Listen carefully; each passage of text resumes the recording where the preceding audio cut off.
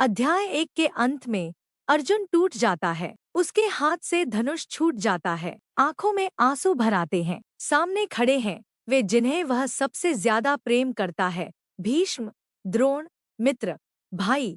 अब युद्ध भूमि में शत्रु बनकर खड़े हैं और भीतर एक तूफान, उसकी ताकत, उसकी स्पष्टता, एक योद्धा के रूप में उसकी पहचान, सब बिखर चुकी है। वह रणभूमि के बीचों बीच बैठ जाता है, युद्ध से इनकार करते हुए। यह केवल एक मानसिक टूट नहीं है, यह आत्मा का संकट है। यहीं से शुरू होता है अध्याय 2 और आगे जो होता है वह केवल कृष्ण का उत्तर नहीं है, यह एक परिवर्तन की शुरुआत है।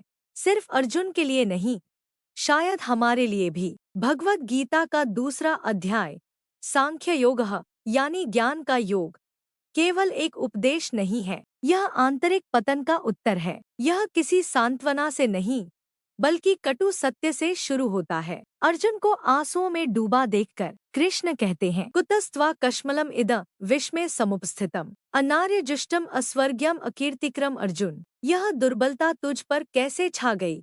अर्जुन, इस निर्णायक घड़ी में यह तुझ जैसे वीर के योग्य नहीं है। न यह स्वर्ग की ओर ले जाती है, न यश की ओर। कभी कभी जब हम सबसे नीचे होते हैं, हमें कोई ऐसा नहीं चाहिए जो हमारी निराशा से सहमति जताए। हमें चाहिए कोई जो हमें याद दिलाए कि हम कौन हैं। जब चिंता हमारी पहचान बन जाती है, जब हम अपनी ही शक्ति भूल जाते हैं, तब हमें चाहिए कोई कृष्ण जैसा स्वर। और फिर कृष्ण कहते हैं, क्लैब्यम मास्म गमः पार्थ नैतत्वयुपपद्यते क्षुद्रम हृदय दौर्बल्यम त्यक्त्वोत्तिष्ठ परंतप। हे पार्थ, यह कायरता तुझ पर शोभा नहीं देती, यह तेरा सच्चा स्वरूप नहीं है। इस दुर्बलता को त्याग और उठ खड़ा हो। कृष्ण अर्जुन को उसके पद नहीं, उसके प्राणबल की याद दिला रहे हैं। यह आत्मा को जगाने की पुकार है। तू अपने भय से कहीं अधिक है। अर्जुन अभी भी दुविधा में है। वह विनती करता है, कथम भीष्मः संख्ये द्रोण च मधुसूदन इषुभ्यः प्रत्योत्स्यामि पूजार्हावृसूदन। हे मधुसूदन, मैं कैसे अपने पूज्य भीष्म और द्रोण पर बाण चला सकता हूँ? अर्जुन को मृत्यु का भय नहीं है, उसे डर है कि वह अपने आदर्शों के साथ विश्वासघात कर बैठेगा। वह सही और गलत के बीच नहीं फंसा है, वह प्रेम और धर्म के बीच फंसा है, भावना और कर्तव्य के बीच। यह कायरता नहीं है, यह उस नैतिक जटिलता की पीड़ा है जो असल जिंदगी में होती है, क्योंकि कई बार सही काम करना भी दिल तोड़ देता है। और फिर आता है उसका आत्मसमर्पण। कार्पण्य दोषोपहत स्वभावः पृच्छामि त्वां धर्म समूर्चेता यच्छ्रे स्यान्निश्चितम ब्रूहि तन्मे शिष्यस्तेह शाधि मां त्वा प्रपन्नम। मैं कायरता से विवश हो गया हूँ, धर्म को लेकर भ्रमित हूँ, मैं आपकी शरण में हूँ।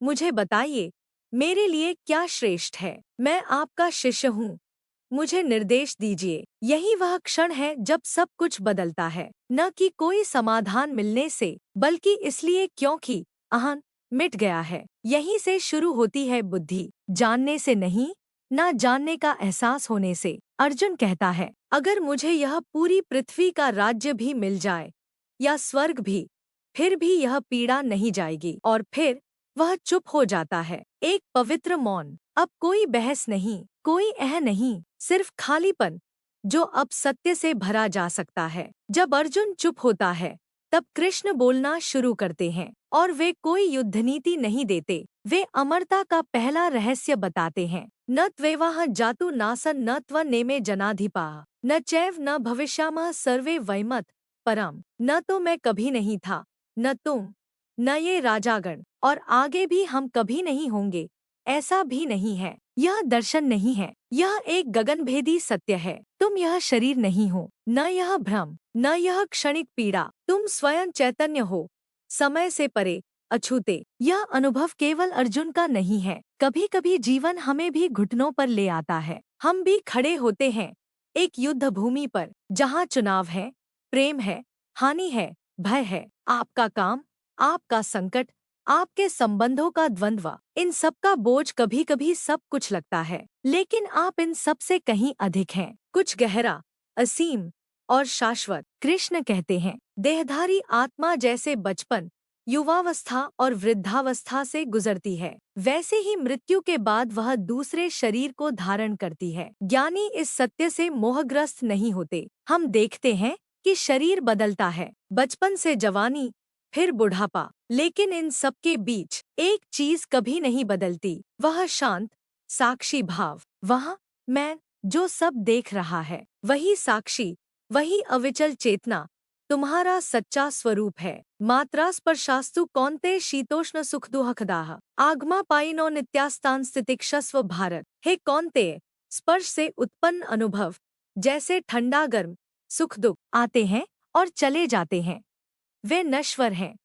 उन्हें सहन कर हम जीवन भर प्रतिक्रिया देते रहते हैं, सुख की ओर भागते हैं, दुख से बचते हैं, लेकिन ये दोनों ही क्षणिक हैं। कृष्ण कहते हैं, देखो, सहो और उनसे ऊपर उठो। असत का कोई अस्तित्व नहीं होता और सत कभी नष्ट नहीं होता। जो ज्ञानी हैं, वे इन दोनों के बीच का अंतर समझते हैं। अविनाशी तो तद्विद्धि येन सर्वमिदं ततम् विनाशम व्ययस्यास्य न कश्चित् कर्तुमर्हति। जिससे यह संपूर्ण संसार व्याप्त है, उसे जानो। अविनाशी के रूप में कोई भी उस शाश्वत आत्मा का विनाश नहीं कर सकता। जो मरता है वह केवल रूप है, जो रहता है वह निराकार, असीम और सनातन है। कृष्ण कहते हैं, आत्मा न किसी को मारती है, न मारी जा सकती है। वह अजन्मा है, नित्य है, अविनाशी है, पुरातन है। मृत्यु केवल शरीर को ले सकती है, आत्मा को नहीं। इन श्लोकों में कृष्ण दिलासा नहीं दे रहे, वे सनातन सत्य बता रहे हैं। तुम मर नहीं सकते,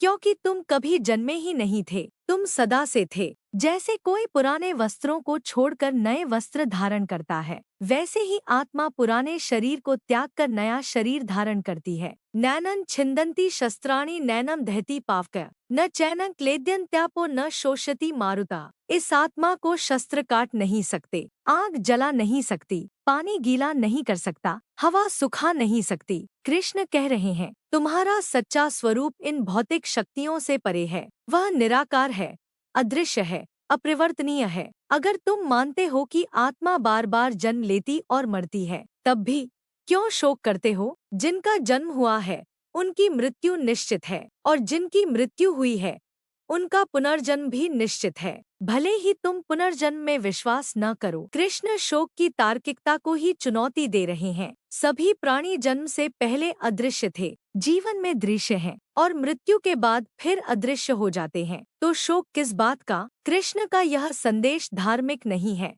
यह अस्तित्व का सत्य है। वह हमें बुला रहे हैं कि हम अपने भय, अपनी पहचान और अपनी पीड़ा से ऊपर उठकर देखें। तुम यह शरीर नहीं हो, तुम यह भ्रमित क्षण नहीं हो, तुम शाश्वत, निराकार, अडोल आत्मा हो। और जब यह जान लो तो डरने जैसा क्या बचता है? जब कृष्ण अर्जुन को आत्मा की अमरता का बोध करा देते हैं, तो अब वे उसे जमीन पर उसके तत्काल कर्तव्य की ओर लौटाते हैं। दर्शन अब कर्म में उतरता है और यहीं से शुरू होता है कर्मयोग, कर्तव्य की पुकार और धर्मयुक्त कर्म की महिमा। स्वधर्मम अपि चावेक्ष्य न विकम्पितुमर्हसि धर्म्याद्धि युद्धात् श्रेयोऽन्य क्षत्रियस्य न विद्यते। अपने स्वधर्म को देखो अर्जुन, इससे विचलित मत हो, क्योंकि एक क्षत्रिय के लिए धर्मयुक्त युद्ध से श्रेष्ठ कोई कार्य नहीं होता। यह हिंसा का आह्वान नहीं है, यह उत्तरदायित्व का आह्वान है। अर्जुन ने यह युद्ध नहीं मांगा था, यह उसके जीवन में आ गया। जैसे कई बार संकट हमारे जीवन में आ जाते हैं, प्रश्न यह है, क्या हम उस क्षण के सामने खड़े होंगे? हे पार्थ, धन्य है वे योद्धा जिनके सामने ऐसा युद्ध स्वयं उपस्थित हो। यह तो स्वर्ग का द्वार है जो खुला खड़ा है। हमारे रोजमर्रा के जीवन में भी जब जीवन हमें अनायास एक उत्तरदायित्व दे देता है या कोई संकट अचानक आ खड़ा होता है, वह हमारा उठने का क्षण हो सकता है, न कि पीछे हटने का। यदि तू इस धर्मयुक्त युद्ध से पीछे हटेगा तो तू अपने कर्तव्य और कीर्ति दोनों को त्याग देगा और पाप का भागी होगा। अब कृष्ण अर्जुन की गहराई से जुड़ी पहचान को छूते हैं, उसका आत्मसम्मान, उसकी लोक में प्रतिष्ठा और उसका नैतिक आधार। महान योद्धा सोचेंगे कि तू भय से पीछे हटा, तू उनका सम्मान खोएगा और स्वयं का भी। यह अहं की बात नहीं है, यह चरित्र की बात है। आज भी हम अपने आप को केवल सफलता से नहीं आंकते, बल्कि इससे कि जब समय आया तो क्या हमने वह किया जो सही था? हतो वा प्राप्स्यसि स्वर्गं जित्वा वा भोक्ष्यसे महीम्। तस्मादुत्तिष्ठ कौन्तेय युद्धाय कृतनिश्चय। यदि तू मारा गया, स्वर्ग मिलेगा, और यदि तू जीता, पृथ्वी का सुख मिलेगा। इसलिए हे कौन्तेय, उठ, युद्ध के लिए तैयार हो जा। सुखदुःखे समे कृत्वा लाभालाभौ जयाजय ततो युद्धाय युज्यस्व नैवं पापं वाप्स्यसि। सुख दुख, लाभ हानि, जय पराजय, इन सभी को समान समझ और फिर युद्ध कर, तब तुझे पाप नहीं लगेगा। यही है कर्मयोग का मूल भाव। सही कार्य करो, इसलिए नहीं कि तुम जीतोगे, बल्कि इसलिए क्योंकि वह तुम्हारा धर्म है। कर्म करो क्योंकि वह उचित है। फल की चिंता छोड़ दो। कृष्ण का संदेश केवल एक योद्धा के लिए नहीं है, यह हर उस व्यक्ति के लिए है जो किसी कठिन निर्णय, नैतिक जिम्मेदारी या असहज सत्य के सामने खड़ा है। कृष्ण कहते हैं, कर्तव्य निभाओ, इसलिए नहीं कि वह आसान है या इसलिए कि तुम जीतोगे, बल्कि इसलिए क्योंकि वह तुम्हारा है। अब तक कृष्ण अर्जुन को आत्मा की अमरता का बोध करा चुके हैं, उसे उसके स्वधर्म की ओर लौटा चुके हैं। अब वे और गहराई में जाते हैं, एक नए जीवन दृष्टिकोण की ओर ले जाते हैं। कर्म कर अर्जुन, लेकिन फल की आसक्ति से मुक्त होकर। तेरे कर्म को तेरी बुद्धि निर्देश दे, न कि तेरी इच्छाएं। एषा तेभिहिता सांख्ये बुद्धिर्योगे त्विमा शृणु। बुद्ध्या युक्तो यया पार्थ कर्म बंधन प्रहास्यसि। अब तक जो ज्ञान मैंने बताया वह सांख्य दर्शन से था। अब सुन, योग के दृष्टिकोण से, इस बुद्धि से युक्त होकर तू कर्म के बंधन से मुक्त हो जाएगा। सांख्य का अर्थ है आत्मा को जानना, योग का अर्थ है संसार में कर्म करते हुए भी उसमें फंसे न रहना। इस मार्ग में कोई प्रयास व्यर्थ नहीं जाता। इस धर्म का थोड़ा सा भी अभ्यास महाभय से रक्षा कर सकता है। सांसारिक लक्ष्य परिणाम पर निर्भर होते हैं, लेकिन आध्यात्मिक मार्ग पर हर कदम मायने रखता है। कोई विफलता नहीं, कोई हानि नहीं। व्यवसायात्मिका बुद्धिरेके कुरुनंदन बहुशाखा ह्यनंताश्च बुद्धयो व्यवसायिनाम। हे कुरुनंदन, इस मार्ग में बुद्धि एकाग्र और स्थिर होती है, लेकिन जिनकी बुद्धि दृढ़ नहीं होती, उनकी सोच असंख्य शाखाओं में बंट जाती है। आध्यात्मिक साधक उस वृक्ष के समान होता है जिसकी जड़ें गहराई में हैं, स्थिर, स्थायी। दूसरी ओर सांसारिक मन उस झाड़ी की तरह होता है जिसकी टहनियां हर दिशा में फैली हैं, भटकी हुई, बिखरी हुई और बेचैन। कर्मयोग का अर्थ है सही कर्म पर ध्यान दो, न कि उसके हजार संभावित परिणामों पर। कृष्ण अर्जुन को सावधान करते हैं, जब मन इच्छाओं और फल की लालसा में फंस जाता है तो भीतर की स्पष्टता खो जाती है। त्रैगुण्य विषया वेदा निस्त्रैगुण्यो भवार्जुन। निद्वंद्वो नित्य सत्वस्थो निर्योगक्षेम आत्मवान। वेदों में 3 गुणों का वर्णन है, सत्व, शुद्धता, सामंजस्य, रजस, उत्साह, क्रिया, और तमस, अज्ञान, जड़ता। ये तीनों ही गुण प्रकृति को संचालित करते हैं और हमारे आंतरिक मनोभावों को भी। सत्व ऊपर उठाता है, रजस अशांत करता है और तमस मन को सुस्त बना देता है। अध्याय 14 में कृष्ण समझाते हैं कैसे ये गुण आत्मा को जन्म और मृत्यु के चक्र से बांधते हैं, और मुक्ति किसी एक गुण को सिद्ध करने से नहीं, इन सभी को पार कर जाने से मिलती है। अब कृष्ण उन लोगों की आलोचना करते हैं जो वासनाचालित भक्ति या कर्मकांड में फंसे रहते हैं। कुछ लोग वेदों की मधुर वाणी में ही अटक जाते हैं, स्वर्ग, यज्ञ और सुख की लालसा में उलझे हुए। वे सार नहीं पकड़ते, वे नित्य की खोज नहीं करते। यह एक क्रांतिकारी आह्वान है। कृष्ण कह रहे हैं, अगर शास्त्र भी तुम्हें अहंकार या लालसा में बांधते हैं तो उन्हें भी पार कर जाओ। उसकी तलाश करो जो शाश्वत है। वह अर्जुन को आगाह करते हैं, चमक में मत उलझो, सत्य खोजो, धर्म का भी वह पक्ष छोड़ दो जो तुम्हें केवल फल की आशा में बांधता है। फिर आता है गीता का सबसे प्रसिद्ध श्लोक, कर्मण्येवाधिकारस्ते माँ फलेषु कदाचन माँ कर्मफलहेतुर्भूर्मा ते संगोस्त्व कर्मणि। तुझे केवल कर्म करने का अधिकार है, फल कभी तेरा नहीं रहा। फल की इच्छा में मत फंस और न ही अकर्मण्यता में आसक्त हो। यही है कर्मयोग का सार। कर्म करो उद्देश्य से, अपेक्षा से नहीं। सही करो और परिणाम की भूख छोड़ दो। योगस्थः कुरु कर्माणि संग त्यक्त्वा धनंजय सिद्ध सिद्ध्योः समो भूत्वा समत्वम योग उच्यते। हे धनंजय, योग में स्थित होकर कर्म कर, आसक्ति त्याग कर, सफलता और असफलता में संभाव रख। यही समत्व, यही योग है। जीत या हार, लाभ या हानि, तेरा मन स्थिर रहना चाहिए। तेरा शांति का स्रोत बाहर से नहीं, भीतर से होना चाहिए। कृष्ण एक सच्चे योगी की परिभाषा देते हैं, जो कर्म में निपुण है और भीतर से शांत। जो ज्ञान और वैराग्य में स्थित होते हैं, वे अपने कर्मों द्वारा मन को शुद्ध करते हैं और जन्म मरण के चक्र से मुक्त हो जाते हैं। जब तेरी बुद्धि भ्रम से पार हो जाएगी, तब तू सुने हुए और आगे जो सुनेगा, उन सब से विचलित नहीं होगा। अडोलता जीवन के बदलने से नहीं आती, वह भीतर के दिशाबोध से आती है। कृष्ण अर्जुन से यह नहीं कह रहे कि वह जीत के लिए लड़े, वह कह रहे हैं, अपने केंद्र से कम कर। जो करना उचित है, उसे डर, लालच या चिंता के बिना कर। यही है कर्मयोग की क्रांति। संसार में सक्रिय रहो, लेकिन संसार से बंधो मत। कर्म को ज्ञान से बहने दो, न कि इच्छा से। फिर कृष्ण समझाते हैं मन के स्वरूप को। जिनका मन अस्थिर है, वे हर दिशा में खिंचते रहते हैं, लेकिन साधक का मन एकाग्र और निर्मल होता है। आज भी हमारा मन बनता रहता है, सूचनाओं, तुलना और मान्यता की तलाश में उलझा रहता है। लेकिन सच्ची स्पष्टता तब आती है जब हम भीतर की शांति से कर्म करते हैं, बाहरी शोर से नहीं। अब आता है गीता का वह भाग जो अत्यंत पूजनीय और गूढ़ है, जहाँ कृष्ण स्थित प्रज्ञ यानी स्थिर बुद्धि पुरुष का वर्णन करते हैं। अर्जुन अब एक सुंदर प्रश्न पूछता है, स्थित प्रज्ञस्य का भाषा समाधिस्थस्य केशव स्थितिः के प्रभाषेत किमासीत व्रजेत किम। हे केशव, स्थिर बुद्धि पुरुष की भाषा क्या होती है? वह कैसा बोलता है, कैसे बैठता है, कैसे चलता है? यह एक गहरा और व्यावहारिक प्रश्न है। अर्जुन जानना चाहता है, ज्ञान में स्थित व्यक्ति असल जीवन में कैसा होता है। अब कृष्ण उस ज्ञानी, संतुलित पुरुष, स्थित प्रज्ञ का वर्णन शुरू करते हैं। प्रजाति यदा कामान सर्वान पार्थ मनोक्तान आत्मन्यवात्मना तुष्टः स्थित प्रज्ञस्तदोच्यते। जब कोई मन में उठने वाली समस्त इच्छाओं का त्याग कर देता है और आत्मा में ही पूर्ण तृप्त हो जाता है, तो वह व्यक्ति स्थित प्रज्ञ कहलाता है। स्थित प्रज्ञ वासनाहीन होता है, दबाव से नहीं, बल्कि इसलिए क्योंकि उसने अपने भीतर एक और गहरी संतुष्टि पा ली होती है। वह न दुख से विचलित होता है, न सुख से मोहित।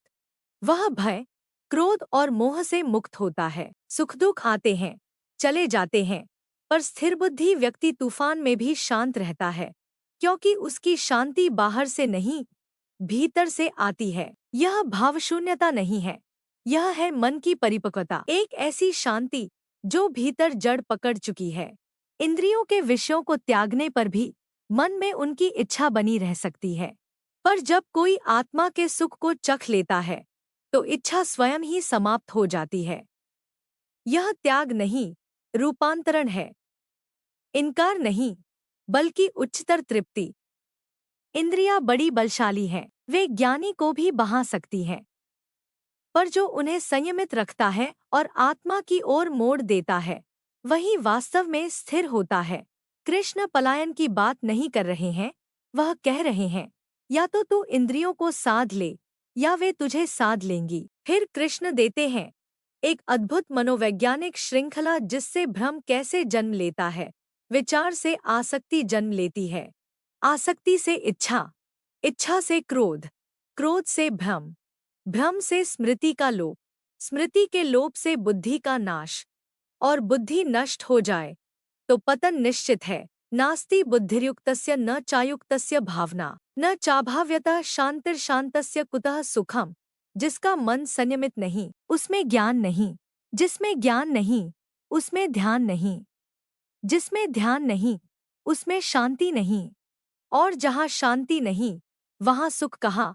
सच्चा सुख भोग में नहीं, बल्कि भीतर की अशांति के अभाव में है।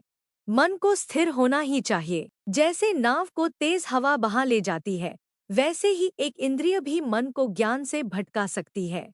इंद्रियां दुश्मन नहीं है, पर उन्हें दिशा देनी होगी, वरना वे मन को भटका देंगी। फिर कृष्ण एक गहरा रूपक देते हैं, या निशा सर्वभूताना तस्या जागृति संयमी यस्या जागृति भूतानि सा निशा पश्यतो मुनेय। जो रात है सब प्राणियों के लिए, वह जागरण का समय है संयमी के लिए, और जिसमें ये संसार जागता है वह रात है ज्ञानी के लिए। यह बाह्य और आंतरिक दृष्टि का अंतर है, जिसे दुनिया असली मानती है, धन, यश, सत्ता, ज्ञानी उसे छाया मानता है, और जिसे दुनिया अनदेखा करती है, शांति, मौन, आत्मज्ञान, ज्ञानी उसी में जागृत रहता है, जिसमें सारी इच्छाएं नदियों की तरह सागर में प्रवेश करती हैं। पर जो स्वयं शांत और अडोल रहता है वही शांति को प्राप्त करता है, न कि वह जो इच्छाओं के पीछे भागता है। इच्छाएं आती हैं, जाती हैं, पर ज्ञानी सागर की तरह गहराई में स्थित, पूर्ण और अविचल रहता है, जो समस्त कामनाओं का त्याग करता है, अहंकार और ममता से रहित होकर कर्म करता है।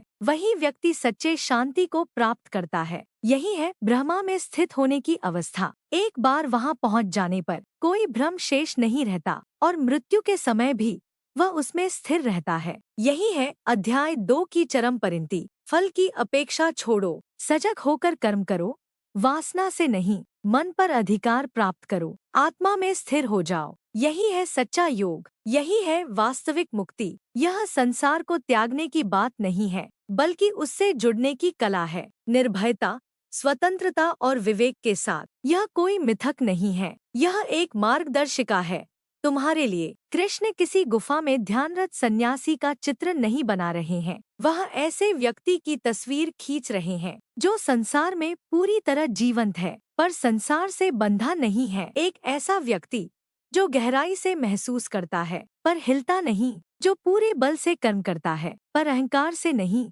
जो स्पष्टता, शांति और उद्देश्य के साथ जीवन जीता है। यह कोई कल्पना नहीं है, यह एक संभावना है तुम्हारे लिए। अध्याय 2 के अंत में कृष्ण यह दृढ़ आश्वासन देते हैं, इस ज्ञान में जो स्थित हो जाता है वह मृत्यु के समय भी इससे नहीं च्युत होता। यानी जो अंत तक जागरूक रहता है वह अंत में भी नहीं डगमगाता। यह गीता की दूसरी अध्याय की शिक्षा का सार है। जीवन के बीच में स्थित होकर शांति में जिए, सत्य में टिके रहें और हर क्षण को पूर्णता से जिए, बिना भय, बिना मोह, बिना भ्रम। अगली कड़ी में हम प्रवेश करेंगे तीसरा अध्याय कर्मयोगा में। ज्ञान को कर्म में उतारने की कला सिखाएगा। यह स्पष्ट करेगा कि कैसे निष्काम कर्म हमें बंधन से मुक्त करता है और जीवन के हर कार्य को आध्यात्मिक अभ्यास में बदल देता है। अगर यह शब्द तुम्हारे भीतर कुछ छू गए हों तो इसे साझा करो, क्योंकि शायद कोई और भी अर्जुन बना बैठा है। लाइक करो, सब्सक्राइब करो और इस यात्रा में साथ चलो, जहां हम सिर्फ ज्ञान नहीं, आत्मा की गहराई तक उतरते हैं। यही है गीता और यही है जीवन। धन्यवाद।